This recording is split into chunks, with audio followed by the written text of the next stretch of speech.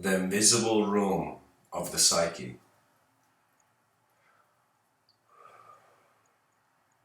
Welcome to tonight's episode. Recently, after observing a sort of, or let's say, I was studying behavior in society and just pretty much in the human condition. And I can tell you that I noticed something that is strangely very hard to speak about, but to speak about it is really the only thing we can do. Because it is not a tangible phenomenon. That means if somebody wants to speak about a material incident, for example, something falling out of the sky, words can find that image, but there are certain intelligent moments of being where it is prior to the image, and it is in some sense the hardest task of psychology. It's that moment when the psychologists were looking at the philosophers and as if waiting for backup. And what it is that in the human condition, I have kind of termed it, there is a sort of invisible room of the psyche.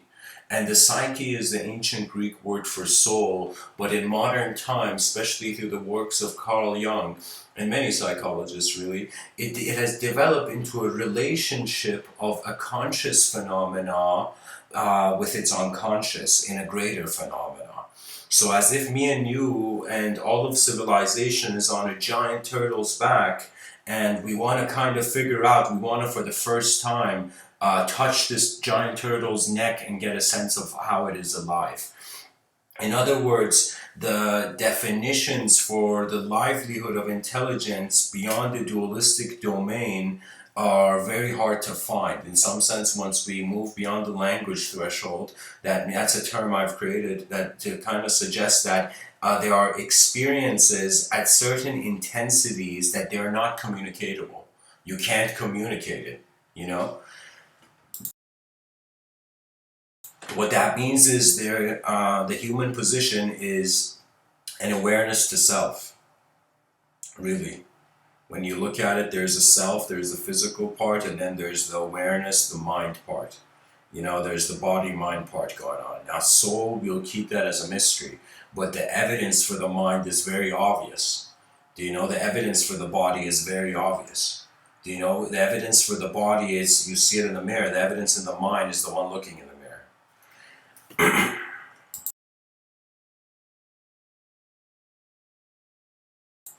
This understanding that there is awareness is appearing to itself. It's the self in awareness. The self is visible. The awareness is invisible. When I say the invisible room of the psyche, what I'm simply suggesting is that ultimately all thoughts are present in one instant of awareness.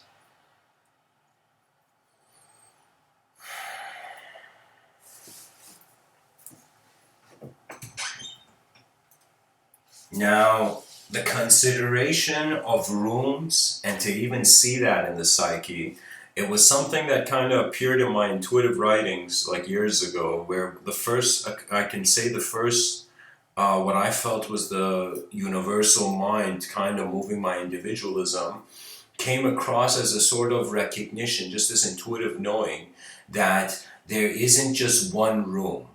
So imagine somehow finding an answer to a very deep question, but the answer is way more multidimensional than how the question is kept.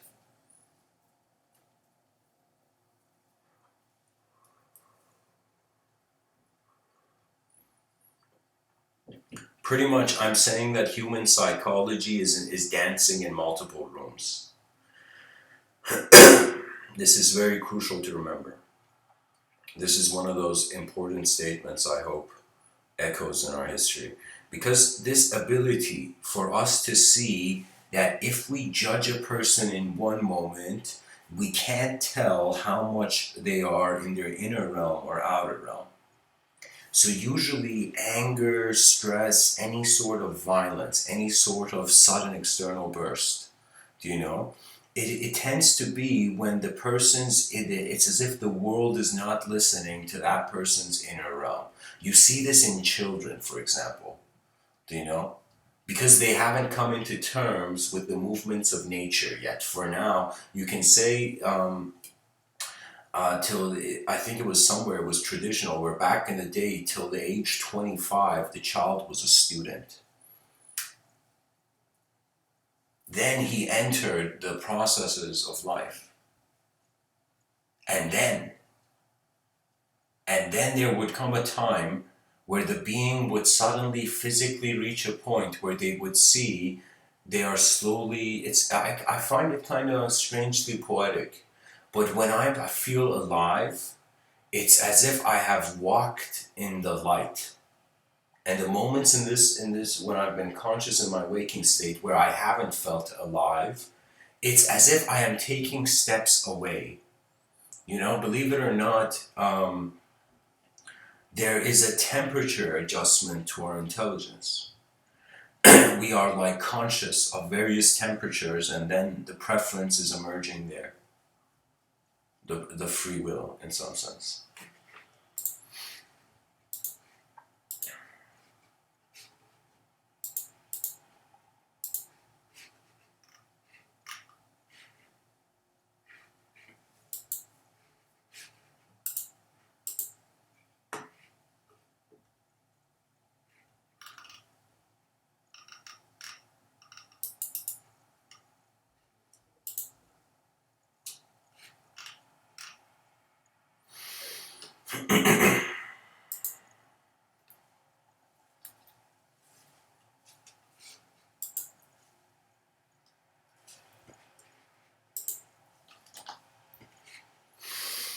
Okay. So think of it this way. In one dimension, you're given a definition. You can have a sense of identity born with a certain limited range of awareness. You see, if we look at life that the human being is either receiving or expressing, then we kind of see the moments we don't express, we are receiving. You know, it's like pretty much, I think, the implementation of energy throughout the day towards activity is like getting a feeling of being in the passenger seat of the moment's momentum, or feeling like you're in the driver's seat. You know, and you can say those moments where human beings are doing conscious activity, that first moment where a human being took a step on the moon, or took a step on Mars, or whatever, it was a moment where it was like the foot was on the gas pedal, that we were consciously living as a species towards some sort of vision of advancement. You know, if life was purely physical, we would have no need for stories. If we were really supremely content as atomic entities, we would not worry about stories. But because we have been drawn that way, because evolution strangely has been an object turning into a subject to itself, like what is evolution doing, guys? The fact that we're talking about it right now. You know, so evolution wanted to be talked about. That's why we've evolved to speak, you know?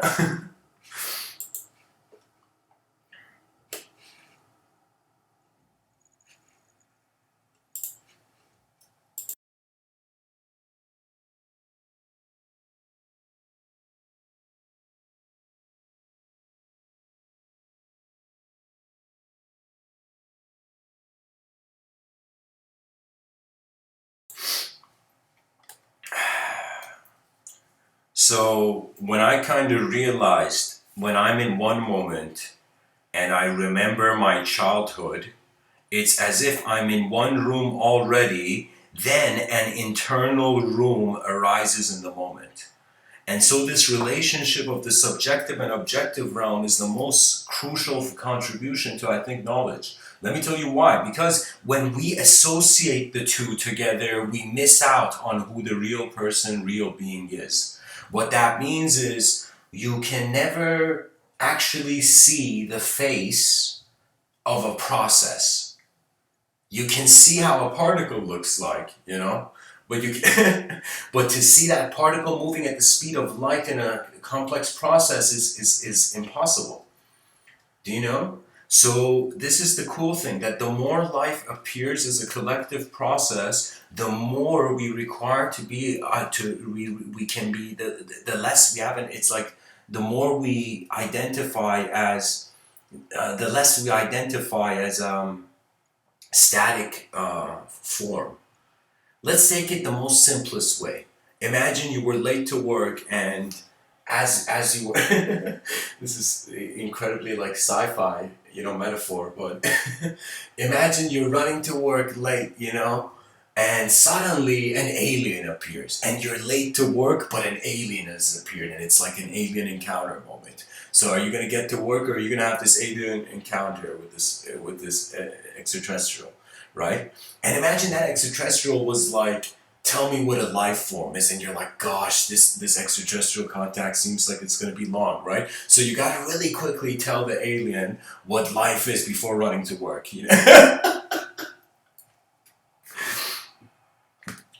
So so what man could say simply in that moment is that we are life forms, and the form part we have had a long kind of sophisticated familiarity with, but with the life part, there are still mysteries. And then we ask the alien, do you know anything about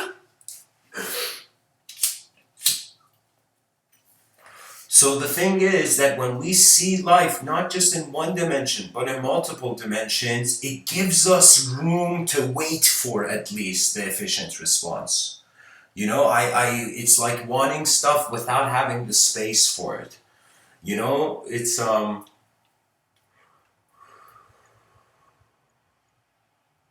like one of those deep questions of why the creation of existence.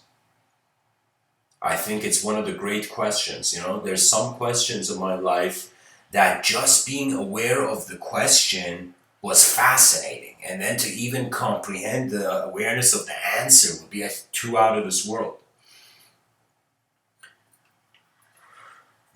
What I'm saying is that when we acknowledge our inner realms and their evocational nature, and when we acknowledge our outer realms and their unified nature, then something very unique happens. I feel life gets to live anew without the past defining it.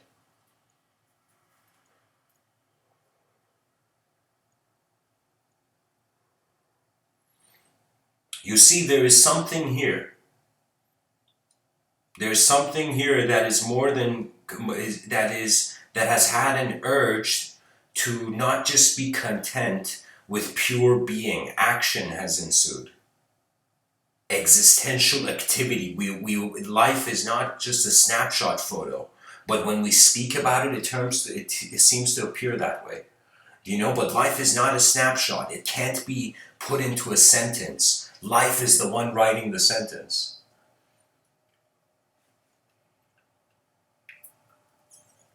And so when I wondered about what are the challenges to developing an advanced civilization, really is that if people behave in advanced ways, you can say it's as if it's either on the way to or it is an advanced civilization. That means when we consider there are inner realms, and our inner realms, every time a person speaks, every time we watch TV, every time news and media and we're exposed to or anything, even an experience, you realign. Right? We are not a creature. The concept of suffering, you know, is strange. Is very strange. The fact that the candle melts when it has taken so long, do you know, to come about. I think what is occurring really in life is that we are the presence of an attributeless and unknown field and process. And what that means is we have never been our thoughts, We have never been our personalities. We have been the witness of various movements of content in the moment. We have not been the content. It's like the cameraman behind the camera realizing everything that has moved in front of the camera has not been in front of the camera. You know, it's like a cameraman with the dreams of being an actor. What a harsh. You know, every time he's behind the camera, he's imagining himself on the other side. You know, and when human beings have done that, metaphysics has originated.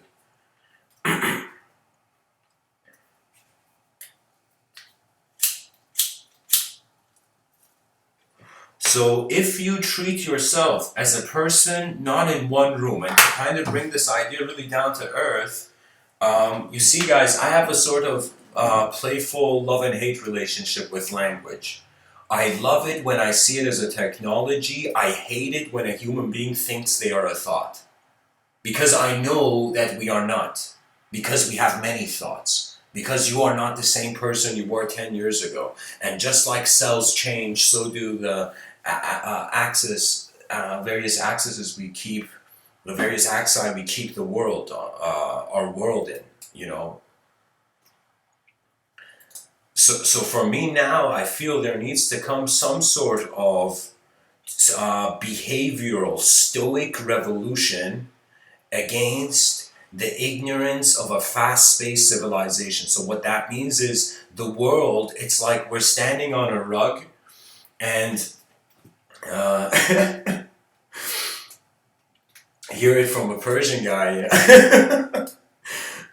that Iran is a country that has had the rug pulled from under its feet a couple times. And what that means is when you see that the system can change in an instant, then the one in the system is also prone to that change. It's as if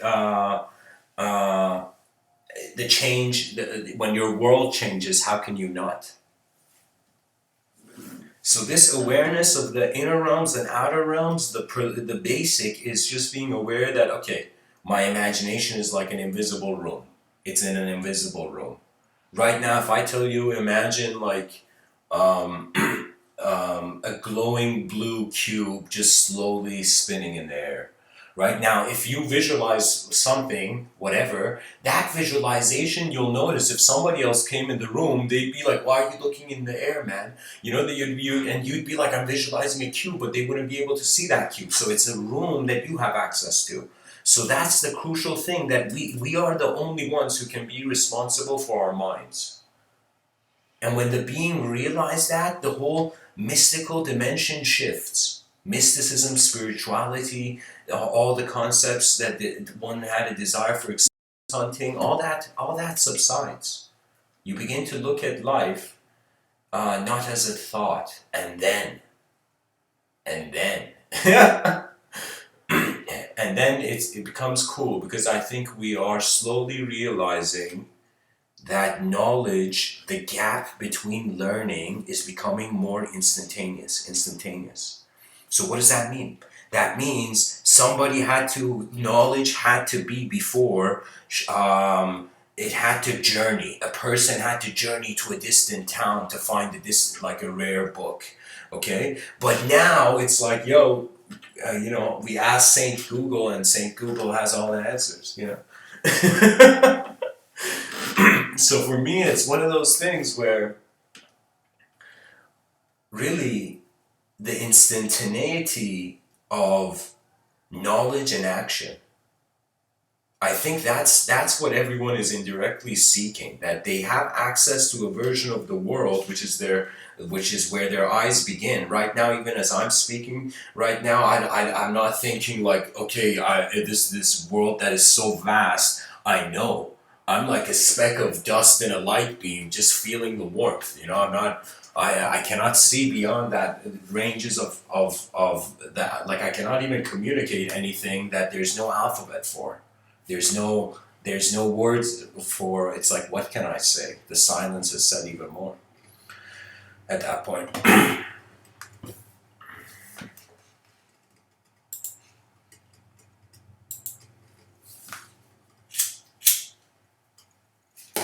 So this idea, I have to keep kind of like as if, somebody making Thor, a blacksmith, a divine blacksmith making Thor's hammer, like that person had to constantly hit the metal. And I sometimes find that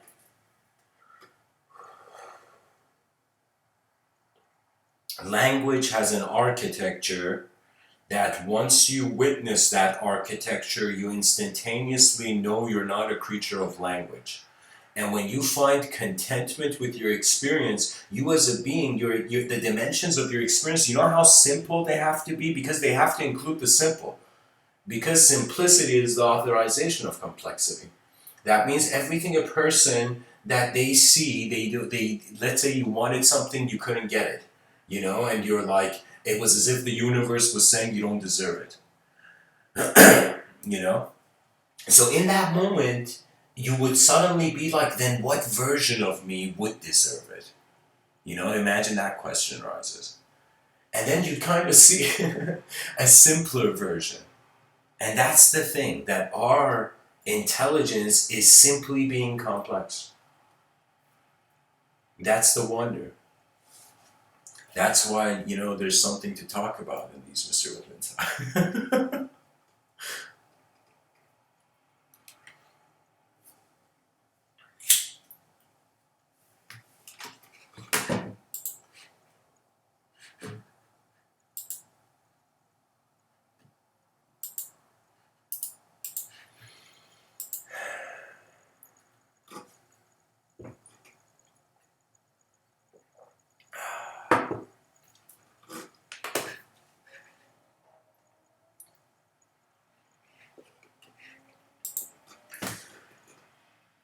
You can kind of see Abrahamic religions, many religions,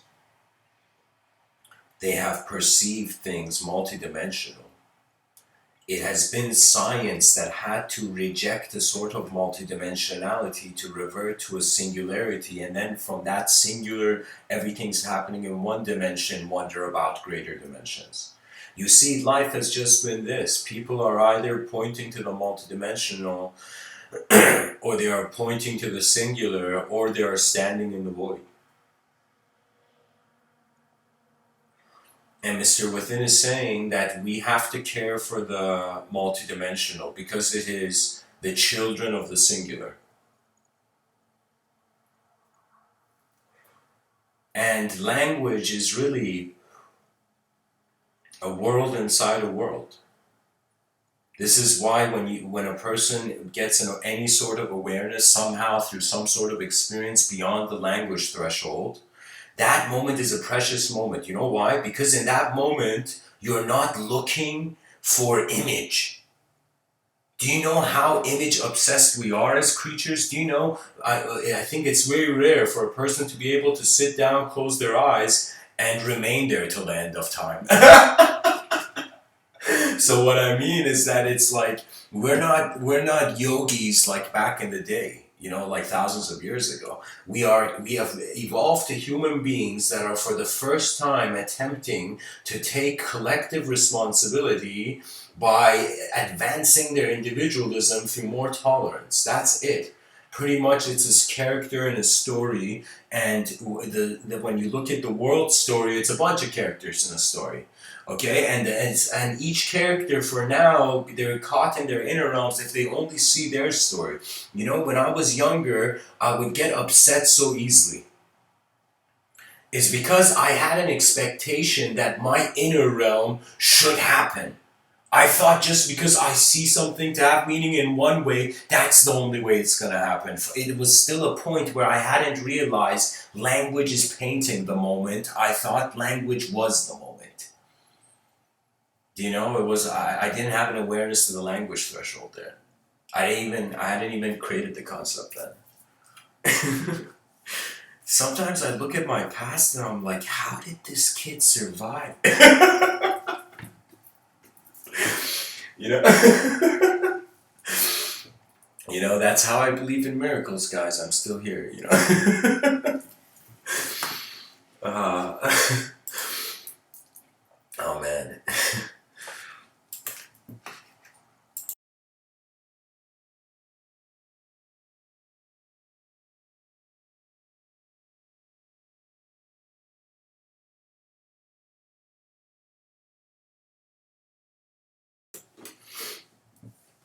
The action of just wanting to communicate is the addition of a dimension, if you think about it.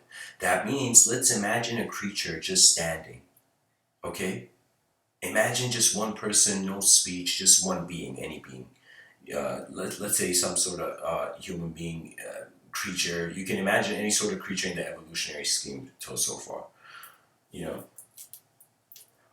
So let's say there's a being, and this being doesn't say anything. It is silent. And when it is silent, it's as if there was another person in the room, they'd be like, okay, this person is the environment. It is only when we speak, it is only when we move that man suddenly finds himself in a rhythm which is above the environment.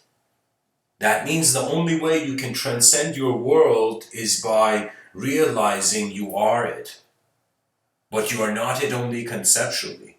The conception is an advantage. You know how sophisticated the human intelligence is? And the reason is because when you're in the battlefield, they give you the most intense weapon they can. That means when you have been thrown, your eyes have opened in a world that is sensory-wise accessible. Like, think about that. Think about, like, the ways other species are seeing colors. You know, like, what is it? Like, snakes see infrared, dogs see black and white.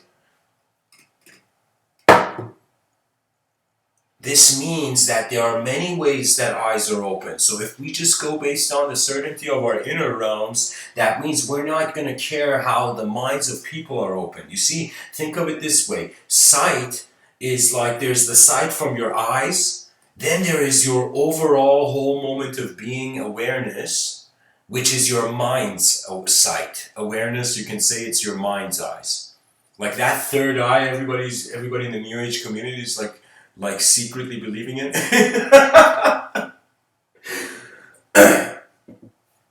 I mean, why? Like, let me tell you, the moment is the whole moment is the third eye. The awareness as the whole moment. Your presence, pretty much, is seen way more than your personality. This is why if a person finds a way to retain consciousness non-ideologically, they can journey into their unconscious and see many things without getting defined. It's like if an astronaut has the right suit, then he can go into outer space.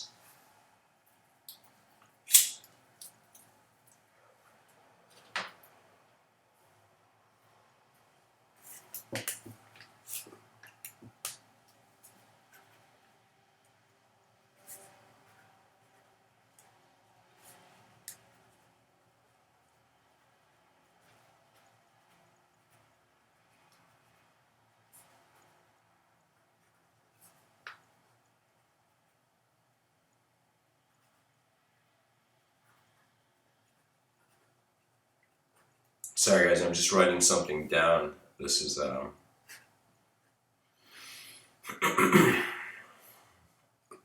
think I figured out phase 4 of Civilization 2.0 idea I have. But anyways. So when it comes to, when we just as a being come to study the mind, we have to start off with our familiarity with one dimension. And we have to have the tolerance to wonder about new dimensions arising. When you even hear the concept of cosmic inflation right after the Big Bang, cosmic inflation is like in less than a second, a lot of stuff just appeared out of nowhere. Okay? That means the world appeared, and it appeared as stuff. But it appeared as stuff that was unconsciously moving. That means before I was born, if there was a me, it would be inseparable from the world. It is only the privilege of this human life where we have the advantage of seeing seeing separation. Separation is like the most advanced technology an eternal being can play with.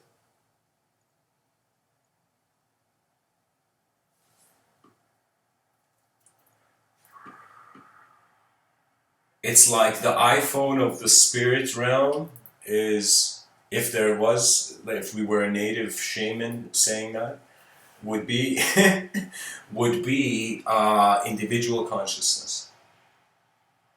We are the marvel of other dimensions. Oh, did you not know?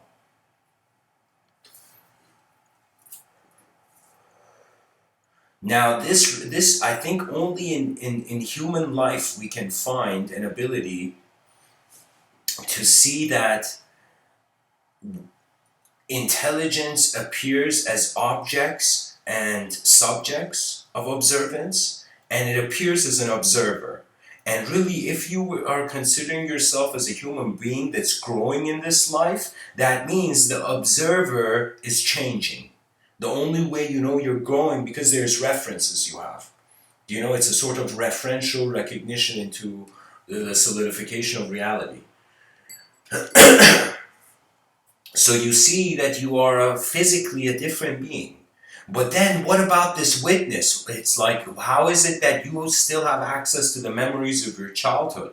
And if you have access to a memory of your childhood, how is it that you can say you have grown up? It's as if you have two computer screens. One is like the memory of your childhood. One is like where you are right now in the moment.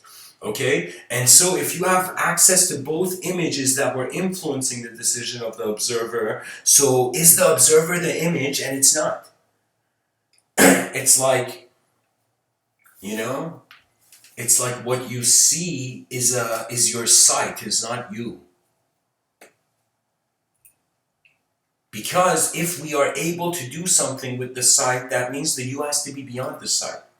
You know, you can't be in a box, inside a box, and then open that box. You know, not from the outside. I mean, you know, like, so what that means is like. What we can't see beyond, we can't do anything about consciously, really.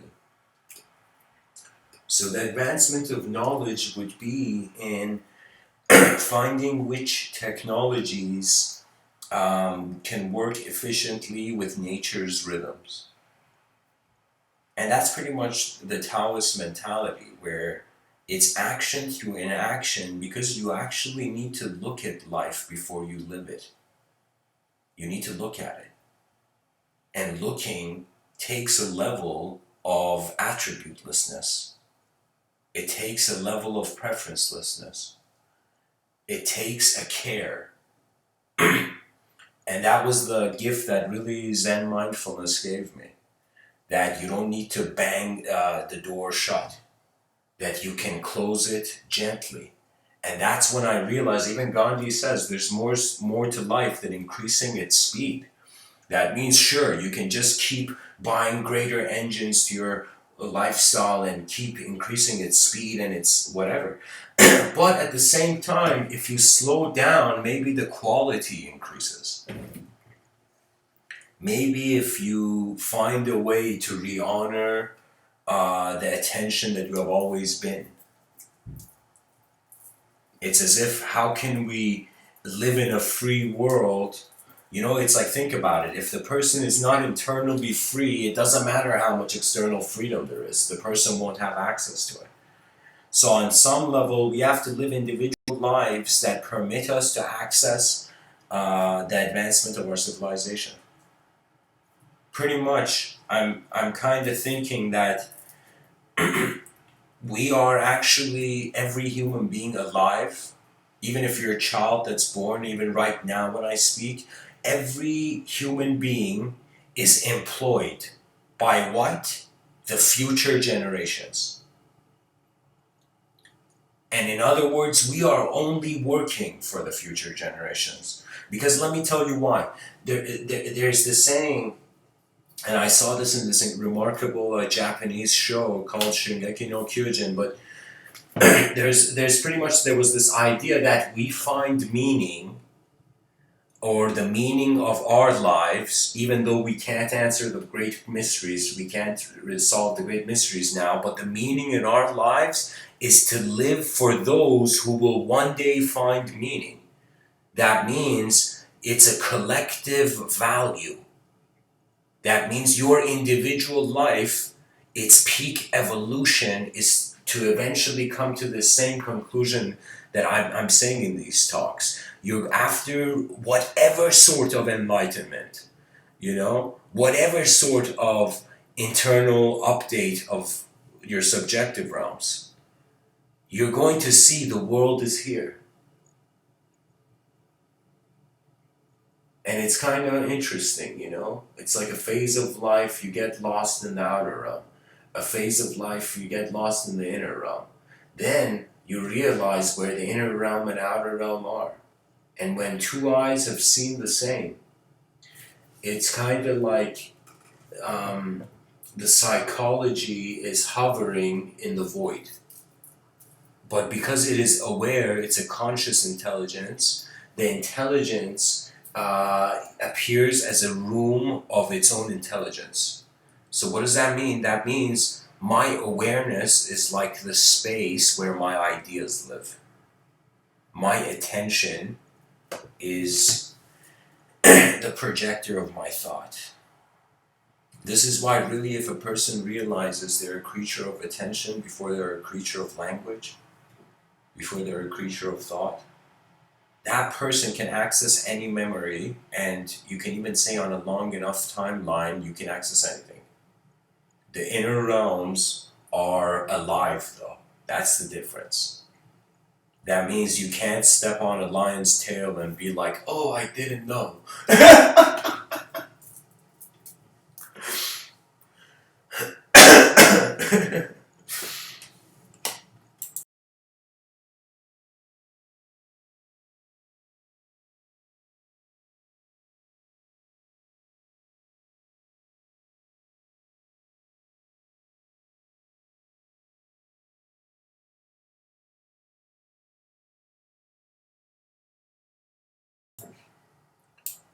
So, something fascinating is that the mere awareness to the inner realms means never language could have never touched you unless you allowed it.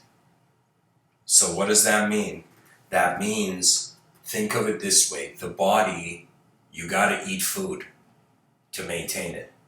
And the mind is, you gotta kind of say, how would I say it? The mind needs wondrous experience. That's the healthiest food for the mind. Do you know? Wonder. You care. You care about what is here to such a degree where you're like, oh my God, one day I'm not gonna be here. So what is that? How does that re-affect the value of every action I've ever taken? We have to evolve language somehow. And there's a bunch of ways that language evolves. Pretty much every time a person uses it, I think it's kind of affecting the linguistic simulation, which I consider it to be a collective field. So it's like, how they said there were like there were these monkeys that, I don't know, found, how would I say it, like,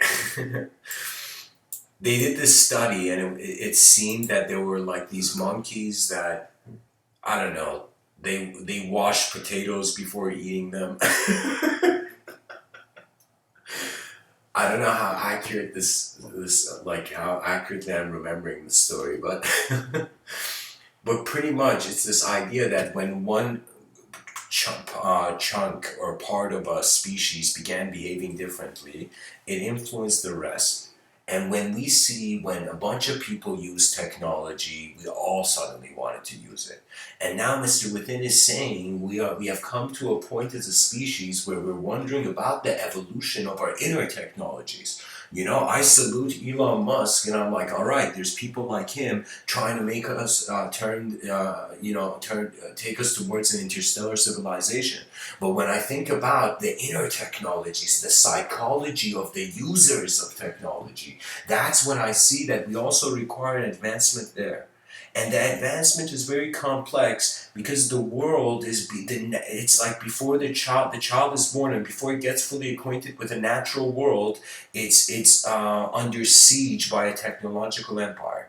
And that technological empire is the suggestion of letting technology do things that you should have naturally done yourself. You see, it's the world is changing, and man has to eventually choose its participation. If we didn't care about life, probably tomorrow, if there was an option to become robots, we'll all become robots. But if we care about human life, if we care about nature, that would imply a preservation motive.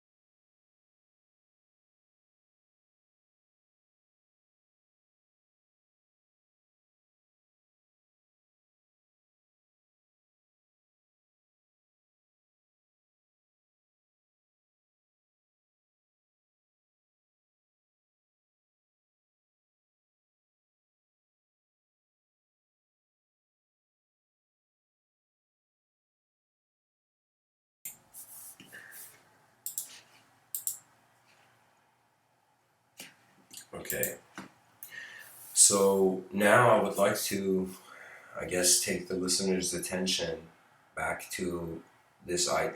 Here's the thing. I'm saying our minds are in multiple, pretty much our this intelligence that is the human being. It's in multiple dimensions. That's the angle I'm taking. Now, if it's in multiple dimensions, if it's in multiple rooms, now I have to kind of back it up and kind of give an image to what I'm saying here.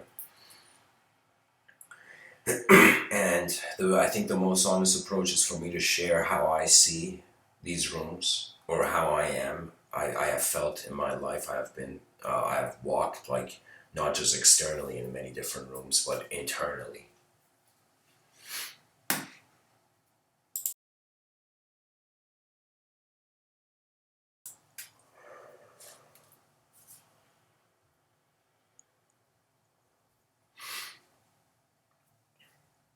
First room,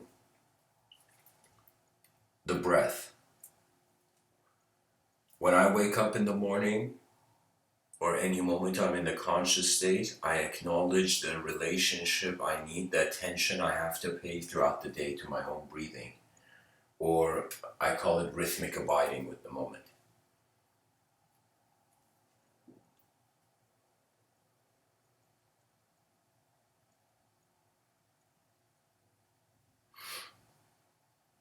So there is the presence that is kept preserved by the breath. Pretty much the mind and body are linked by the breath.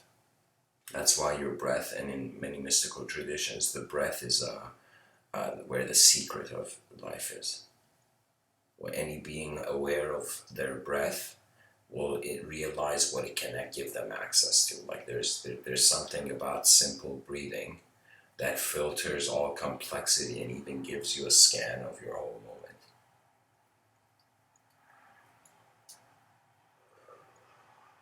So there is the wakeful presence. That's a room. For example, I'm speaking to you in the room of the conscious waking state.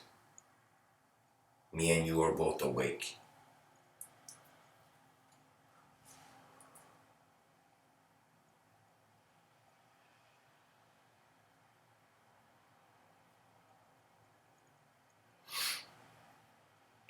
The second room is the subjective simulation. The moment I feel like I'm just the presence of my breath. I'm just being, a moment of being. The moment language is heard, speech, communication, or an activity that instantly a thought can come for it. That's the moment where suddenly I find as if I am in two rooms.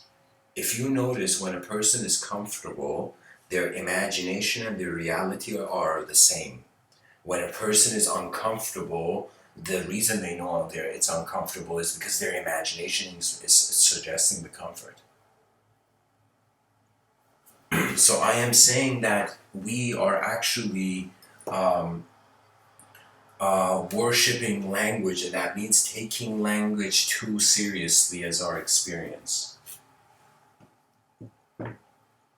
This linguistic simulation is like a gym membership, but you enter the gym, you get a membership the moment you get named. So we gotta realize, what is evolution? Pretty much objects being able to name themselves, being able to turn themselves into subjects. Now the human sophistication of our era currently is like, okay, where are these subjects going? We can't avoid imagination, it's everywhere. Every movie that's coming out, it's like that's one director's imagination that's been attempted to be made real.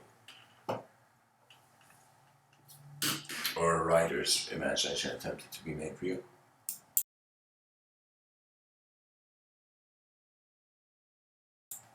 I find this is life. Pretty much you get a certain familiarity with it, then work begins. But this work is not like the kind of concept of work that we see now. Like, I've termed it the great work, but then I later on realized there's too many alchemical connotations to that word. So I kind of, how would I say it? It's like a physical task where you're doing it for the outcome, for the effect. You're causing something, that's pretty much work. You're causing something to contribute towards a certain effect. Now, this work is not a work of a ego or egoic construct or a sense of self or an idea. You see, outer work, you do it as an idea. You wear the helmet of the moment, and then you just do your job. But when it comes to this idea of work, this idea is coming out of the inner realms. It's a question not coming from outside of you. It's a question arising from the own the moment's intelligence and its own curiosity for what is. That means every person has access, due to their unique DNA, to some way their inner realms are constituted. Do you know? That means the whole debate of morality is simply because we can't see each other's imaginations. So our actions define whether we are good or bad.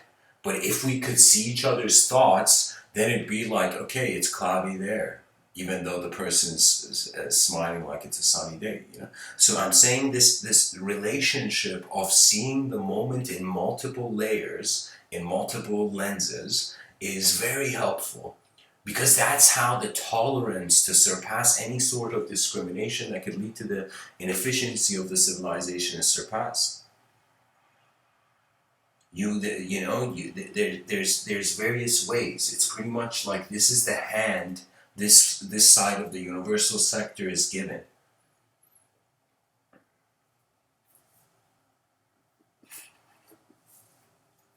Because if the future generations open their eyes and they look at what is here, and they're like, meh. If the future civilization, like future generations, they open their eyes and they just face palm themselves, that is the most embarrassing thing for a species. For your grandkids to be face palming themselves in digital cyberspace simulation. you know?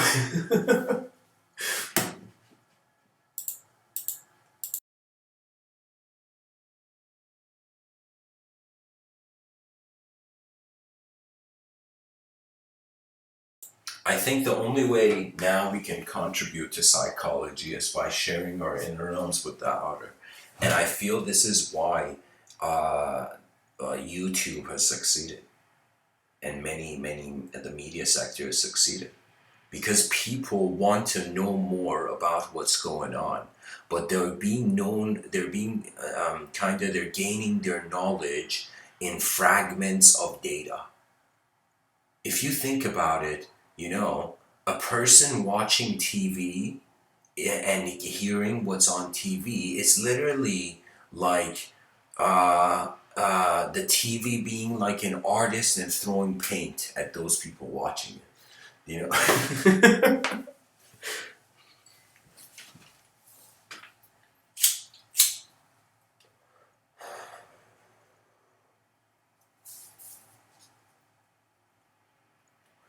the invisible room of the psyche is the presence of the witness.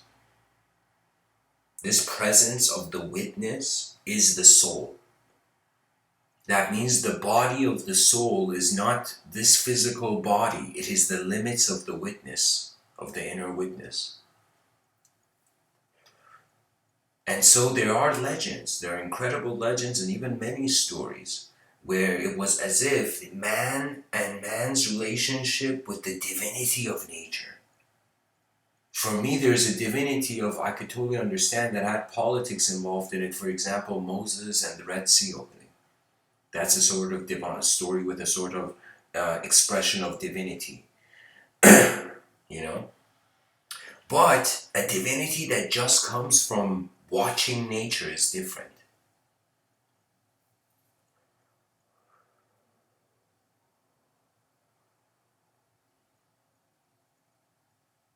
There was a yogi, I forget his name, but I think this is in the Puranas. This yogi was actually very liberated and aware, but this yogi was constantly trying to be in an he was just in samadhi, he was sitting down in meditation, and a very compassionate, benevolent guy. He was just sitting in meditation, and he's trying to be in a sort of ultimate samadhi state, kind of. He wanted to be in a conscious, wakeful state before he died. Like it's as if he knew something was coming, you know. And so he wanted to just remain conscious, and then something strange happens where the story says there's this pregnant deer running away from a tiger, and the pregnant deer runs into the river, and the tiger doesn't chase the pregnant deer. The pregnant deer evidently comes to the other side, and there it gives birth to a child deer, and the mother dies. And so this yogi who's been renouncing material desire so intensely to be in that supreme state suddenly sees these baby deer that needs survival assistance.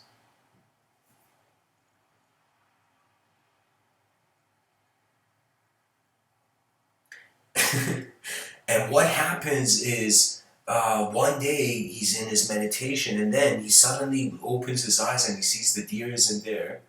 And what happens is the last thought he has in his mind is the deer. Where is the deer? And it's a yogic story kind of, and a Vedic story, and the story he incarnates as a deer his next life, but as a deer that has access to all his memories or something.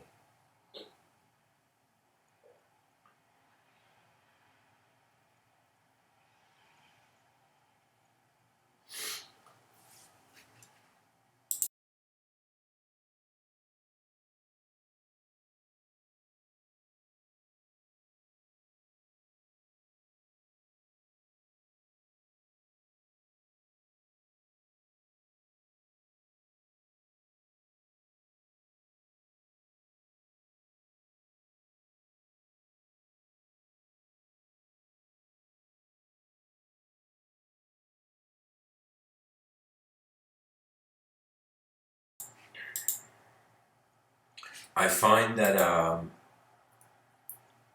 we have opened our eyes in a moving system, and its movements are not fully comprehensible to us.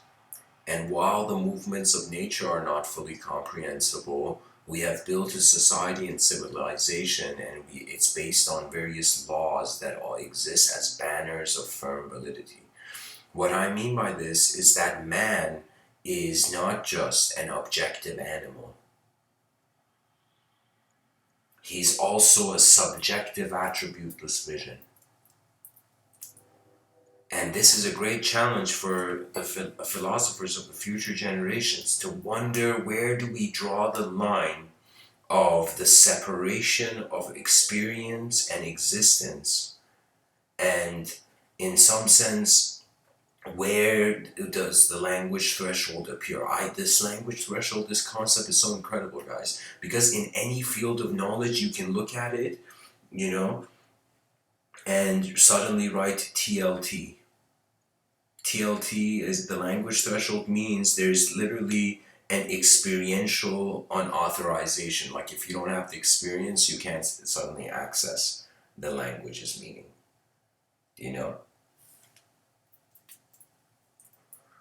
For me, it's like before working hard, the person should wonder about who's there to work even.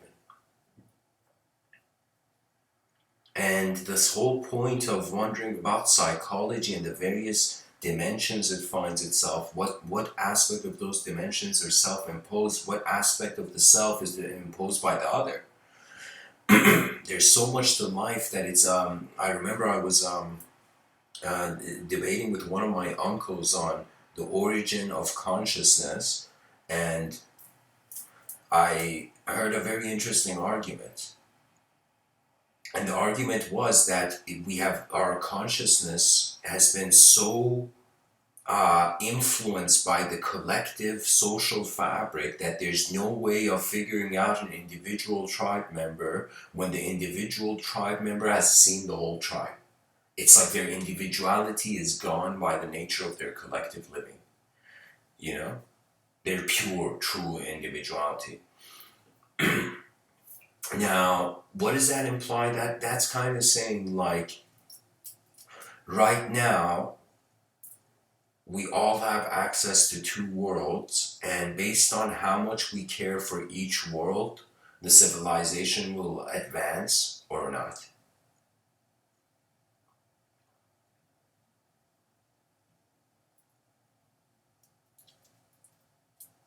There's a part of the person that is the personality. And I feel most people in the world will agree as individually conscious beings that we are our personality, how we are a person. But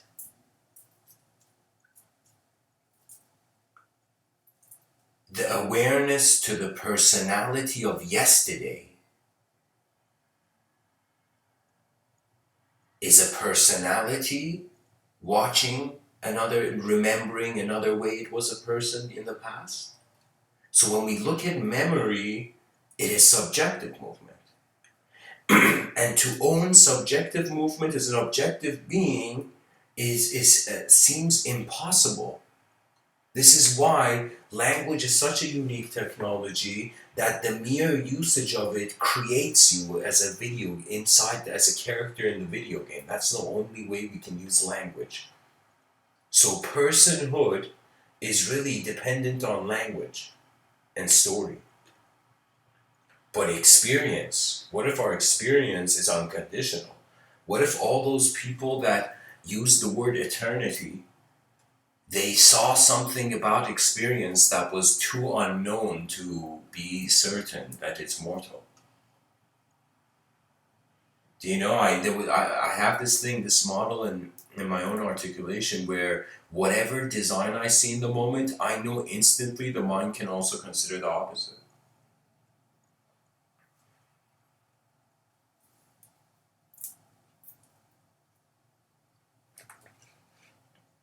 Pretty much, individuals are remembering the universal mind. And the more we evolve and the instrumentation of our intelligence becomes sophisticated, the more we will realize that the individual purpose is basking in a collective light. And I'm not saying this poetically, it's literally the idea of individualism and the idea of collectivity. They're like light and day. Like light and darkness, they're connected. They're two sides of the same coin. So we have to study communication humorously as if it was a wild animal. As if like suddenly out of nowhere a mountain lion appeared in front of the nature photographer's camera, you know?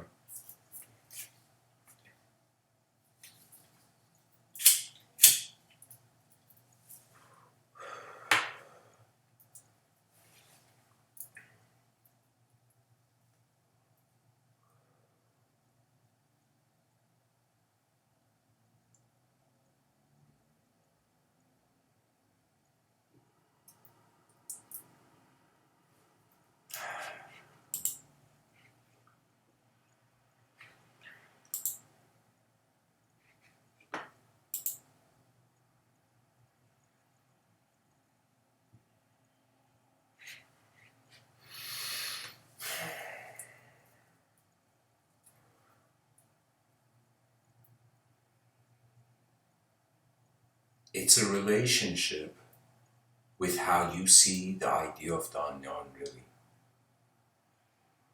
And I think there are way more ways of perception than we feel possible based on our language.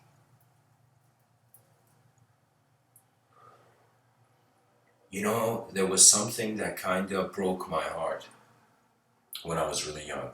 And it was that I always was fascinated because it was kind of as if like they were saying the soul is unknown, the body is known, the mind is where the known and the unknown is happening, right?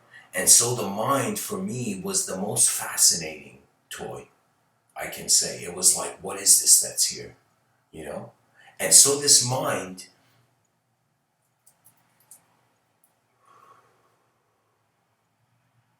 I saw in psychology that there was a dark side to psychology, of course. It's like the Star Wars depicts psychology and the evolution of psychology.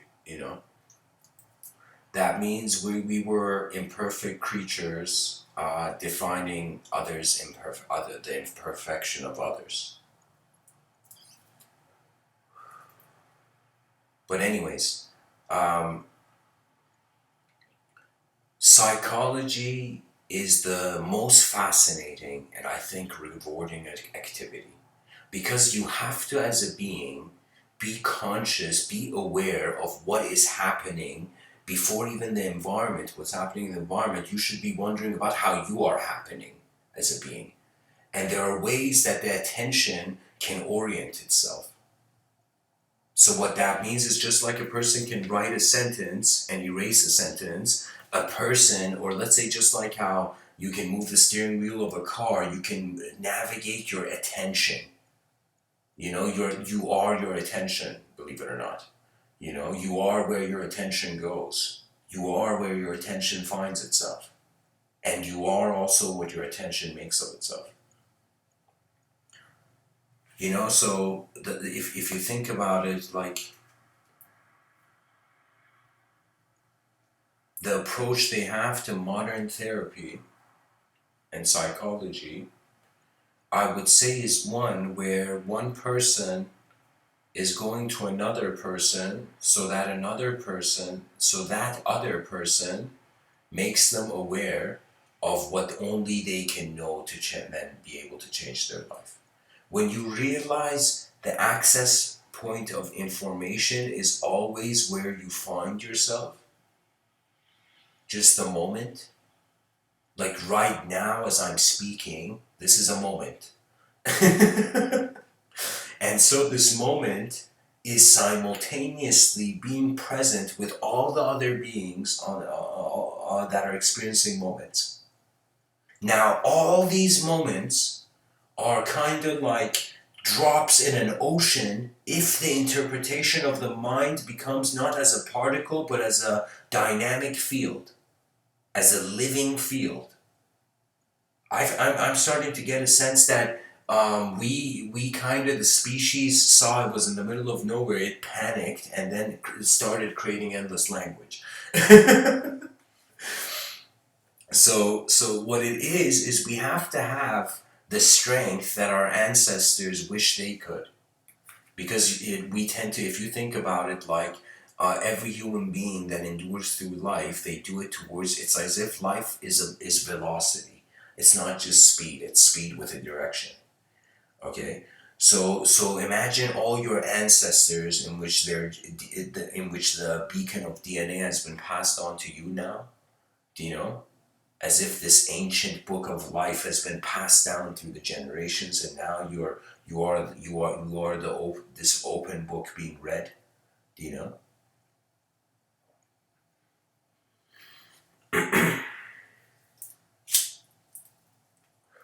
It's as if every ancestor managed to conclude that it's worth continuing.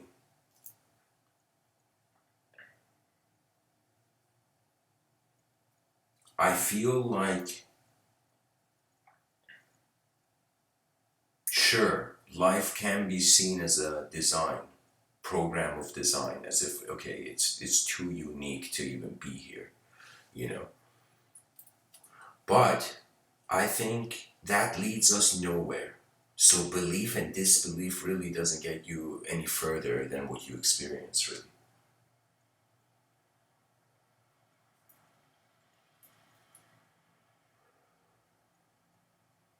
In the Yoga Patanjali Sutras,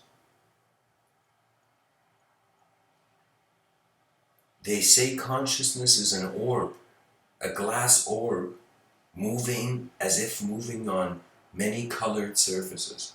The glass orb takes the color of the surface, but it's not the color. And that's the whole thing. That's the whole idea of the soul. The soul is like that crystal orb that's moving around on colored surfaces. The mind is the color that's in the reflection of the orb. That means there's a level of, I would say, it's like first, the individual has to be brought out of their inner realm. Then the individual has to realize now they have a freedom to enter their inner realm and leave their inner realm, as if you mastered that. Then you come to the outer realm. Once you've found enough contentment with the inner realm, you start out working externally. You know, life, there's no promise of perfection. Really, the most easiest way to see it is that it's a coin flip. So that means every moment in life you have an opportunity of being alive, attempt the better vision of it. You know, there's only one moment to be great in, really.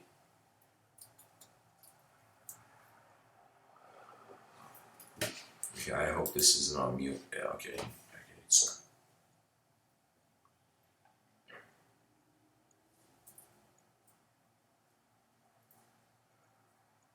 Do you know there was a time where in my youth I was kind of like stressed, and I could say I had fallen into a sort of inner self depreciation, self reduction. I was literally like uh, getting angry at myself, at who myself was in that moment, I can say. And in that process, I was kind of like but it's like you can't be rude without instantly reducing your worth. That's just known. Do you know? That means any attempt of reducing another also reduces you. Any attempt at rising another raises you. You know what I mean? So it was this moment where for a second I was like, wait a minute. How can I get angry at myself when I am myself? It was suddenly I realized you can say, I became sensitive to how my mind is making versions of itself and then having opinions on it. So there was a subtle return back to just the presence of the moment.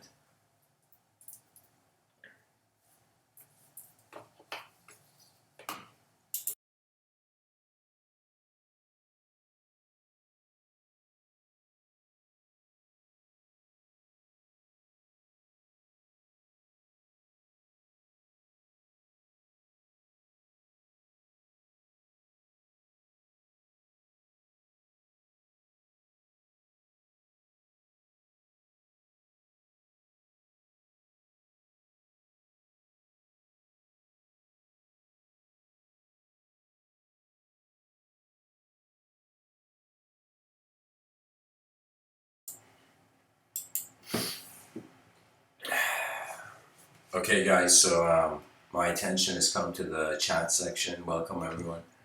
So Tiffany says, "What are you? If I can see the you, how can I be the you?" Tiffany, you say you are me and I am you, and we are all the same energy. We're only a collection of energy experiencing self. There's no good, there's no bad, only balance. We're all perfect. Okay. If we are all perfect, that means you have no reason for thought, no purpose, no utility for language, thought, or anything individual. Because the thing is not that it's like, let's say after we realize we are everything simultaneously, let's say we all realize we're all one energy, what then? What then? So you see, the whole game of human life is, where is the free will suddenly meeting the unknown will? And I feel that it cannot be contained in language. So the thing is that it's experientially, there's no need for words because the experience is happening. But it is only when we somehow, let's say from one state, then evoke language of other states. For me, the thing of thinking we're perfect means that we don't have to attempt to change. And that's the most unnatural idea. You know, the thing is, like, when you look at a lot of phenomena, like let's say a cup, you see it has a design. Now imagine an alien looks at a cup and it can't figure out what this is for. It's like, what is this object for? You know, and then suddenly someone comes and uses the cup and drinks a glass of water. You know, and it blows the mind of the aliens. So what I'm saying is, there is a design set in motion. It's not just, we cannot nullify it. We cannot have a sort of, let me tell you, that's the Buddhic approach, Tiffany, I would say. The Bodhisattva approach is the reverse. That means, you see, the inner realms can be anything. Did you know? The inner realms can be anything.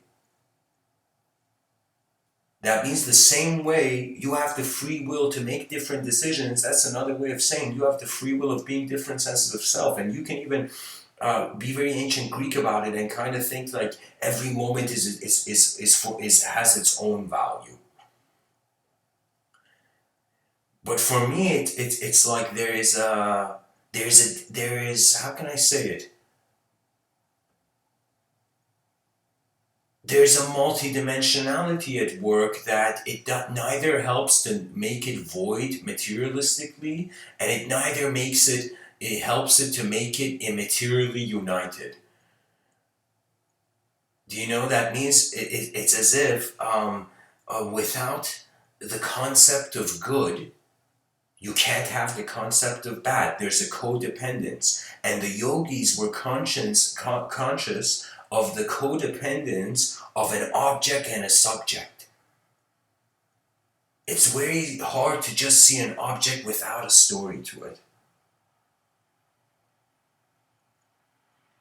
We tend to storyfy everything because that's how the inner realms feel they know. It's very hard standing in a battlefield and not knowing the outcome. But uh, the waves of authenticity required for the civilization's advancement. Another, it's like one more time we will dare stare and look at what the unknown is, rather than bunkering down in knowledge. So eventually, it's kind of like there is no edge. It's as if like language is endless ink and the paper is empty space. For me, we have to have multiple dimensions of perception and realize that some of those perceptions are externally kept. Do you know? That means like it's kind of like this, the design where 8 billion creatures on a rock open their eyes. In front of their eyes, they are in the same world. Behind their eyes, they're in different worlds. Okay? And you see how fascinating that is? That's the situation, right? Now, it's very easy to say that our inner realms are hollow. And because it appears like that evocational wise,